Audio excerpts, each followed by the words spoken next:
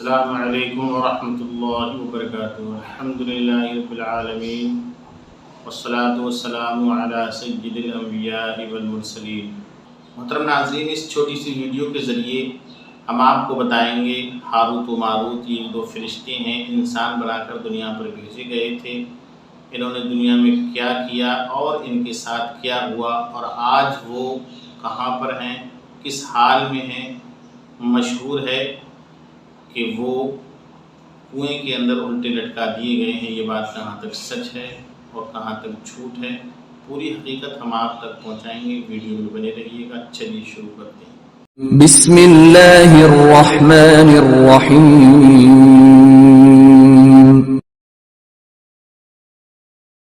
محترم ناظرین، تفسیر عزیزی میں ابن جریر اور ابن ابی حاتم کی روایت سے لکھا ہے، حضرت ادریس علیہ السلام کے زمانے میں لوگوں کے اندر بدعمالیاں بہت زیادہ پھیلنے لگیں، لوگ بہت زیادہ گناہ میں ملوث ہو گئے، انسان بدعمل ہو گیا۔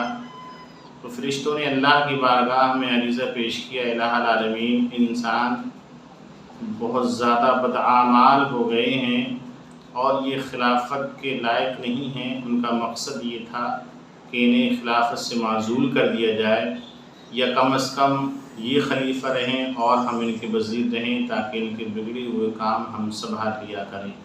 تو رب تبارک و تعالیٰ نے فرمایا کہ اے میرے فرشتوں، میں نے انسان کو غصہ اور شہوت عطا کی ہے، جس کی وجہ سے وہ گناہوں میں ملوث ہو جاتے ہیں۔ اگر تمہیں بھی غصہ اور شہوت عطا کی گئی ہوتی تو تم بھی گناہوں میں ملوث ہو جاتے، تم سے بھی گناہ سرزد ہو جاتے۔ فرشتوں نے عرض کیا، مولا کریم، ہم گناہوں کے قریب بھی نہ جائیں، چاہے ہمیں کتنا بھی غصہ اور کتنی بھی شہوت عطا کر دی جائے۔ حکم ربی ہوا کہ تم اپنی جماعت میں سے سب سے متقی پرہیزگار فرشتوں کو چھانٹ لو، پھر ہم انہیں شہوت اور غصہ عطا فرمائیں گے، اس کے بعد ان کا امتحان لیا جائے گا۔ چنانچہ ہاروت و ماروت بہت ہی زیادہ متقی اور پرہیزگار فرشتے تھے، ان کا تعین کر لیا جاتا ہے۔ حق تعالیٰ نے انہیں غصہ اور شہوت عطا فرما کر شہر بابل میں اتار دیا اور انہیں کہا کہ تم قاضی بن کر جاؤ، لوگوں کے فیصلے کرنا۔ حالات و وقت کے اعتبار سے لوگ آتے رہے جاتے رہے، شہر بابل کے اندر ان کی بہت زیادہ شہرت ہو گئی، یہ لوگوں کے فیصلے کیا کرتے تھے۔ ایک روز ایک حسین و جمیل خاتون آئی جس کا کہ نام زہرہ تھا، اور وہ ملک فارس کی رہنے والی تھی۔ حضرت علی کرم اللہ وجہہ الکریم کی روایت کے مطابق اس کا نام بدبخت تھا اور اس کا لقب زہرہ تھا۔ اس عورت کے حسن و جمال کو دیکھ کے ہاروت اور ماروت فریفتہ ہو جاتے ہیں، اس پر عاشق ہو جاتے ہیں اور اس سے برے کام کی خواہش ظاہر کرتے ہیں۔ وہ عورت کہتی ہے کہ میرا دین اور ہے، تمہارا دین اور ہے، اور یہ اختلاف ہمارے اختلاط میں آڑ ہے۔ دوسرا یہ کہ میرا شوہر بہت غیرت مند ہے، اگر اسے ذرا بھی خبر چل گئی تو وہ مجھے قتل کر دے گا۔ ہاں، البتہ اس کی ایک صورت یہ ہو سکتی ہے کہ پہلے تم میرے بت کو سجدہ کرو اور میرے شوہر کو قتل کرو، پھر میں تمہاری ہو جاؤں گی اور تم میرے ہو جاؤ گے۔ ہاروت اور ماروت نے انکار کر دیا، اس کی بات ماننے سے منع کر دیا۔ وہ خاتون، وہ عورت چلی گئی، مگر چونکہ عشق کی آگ ان کے دلوں میں بھڑک اٹھی تھی، آخر اسے پیغام بھیجا کہ ہم تمہارے گھر آنا چاہتے ہیں۔ وہ بولی، سر آنکھوں پر۔ یہ دونوں ہاروت و ماروت فرشتے اس حسین و جمیل خاتون کے گھر پہنچتے ہیں۔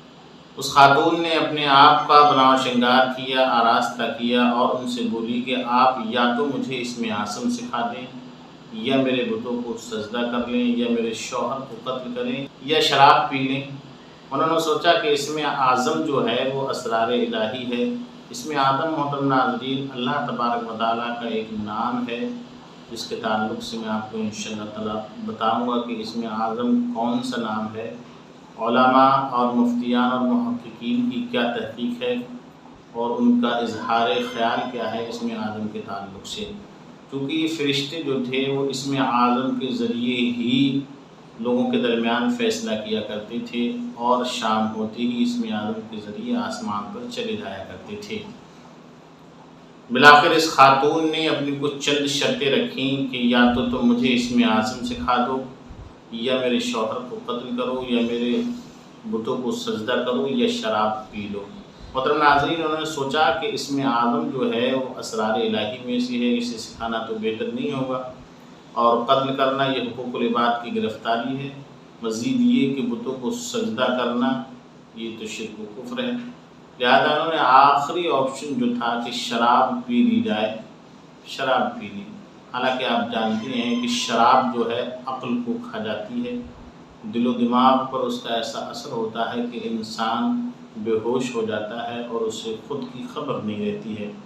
البتہ محترم ناظرین، جب شراب پی لی تو شراب کے نشے میں اس خاتون نے اپنے شوہر کو بھی قتل کرا دیا، بتوں کو سجدہ کرایا اور اسم اعظم کی تعلیم بھی ان سے لے لی، اسم اعظم کو بھی سیکھ لیا۔ اسم اعظم سیکھنے کے بعد وہ صورت بدل کر آسمان پر پہنچ گئی۔ حق تعالیٰ نے اس کی روح کو زہرہ ستارے سے متصل کر دیا اور اس کی شکل زہرہ ستارے کی طرح ہو گئی۔ جب ہاروت و ماروت کا نشہ اترا تو یہ اسم اعظم بھی بھول چکے تھے اور اپنے کیے پہ نادم و شرمندہ تھے۔ حق تعالیٰ نے فرشتوں سے فرمایا کہ انسان میری تجلی سے دور رہتا ہے، حالانکہ یہ دونوں شام کو میری بارگاہ کے قریب رہا کرتے تھے اور شہوت سے مغلوب ہو کر یہ سب کچھ کر بیٹھے، تو اگر انسان کوئی گناہ کر لے تو اس میں کیا تعجب ہے۔ اس کے بعد تمام فرشتوں نے اپنی خطا کا اعتراف کیا اور دنیا والوں پر، انسانوں پر لعن و طعن کرنے کے بجائے ان کے لیے دعائے مغفرت کرنے لگے۔ پھر ہاروت و ماروت حضرت ادریس علیہ السلام کی بارگاہ میں شفاعت کے طالب ہو کر حاضر خدمت ہوتی ہیں۔ حضرت ادریس علیہ السلام نے ان کے حق میں دعا فرمائی۔ بہت دنوں کے بعد حکم ربی آیا کہ انہیں اختیار دیا جائے کہ دنیاوی سزا قبول کریں گے یا آخرت کی سزا قبول کریں گے۔ چنانچہ محترم ناظرین، فرشتے جانتے تھے کہ آخرت کی سزا جو ہے وہ ہمیشہ رہنے والی ہے، دنیا فانی ہے اور اس کی دنیا کی سزا بھی فانی ہے، اس لیے ان دونوں فرشتوں نے دنیا کی سزا کو قبول کیا۔ چنانچہ حق تبارک و تعالیٰ نے فرشتوں کو حکم دیا کہ ان دونوں کو لوہے کی جنزیروں میں باندھ کر بابل کے کنویں میں اوندھا لٹکا دیا جائے۔ اس کنویں کے اندر آگ بھڑک رہی ہے اور یہ دونوں اس میں اوندھے لٹکے ہوئے ہیں اور فرشتے باری باری ان پر کوڑے برساتے رہتے ہیں۔ محترم ناظرین، یہ تھی وہ ایک تحقیقی گفتگو جو تفاسیر کی کتابوں میں موجود ہے اور اس کو نقل کیا ہے ادارے رسول حسنین میاں برکاتی اپنی کتاب کیا آپ جانتے ہیں۔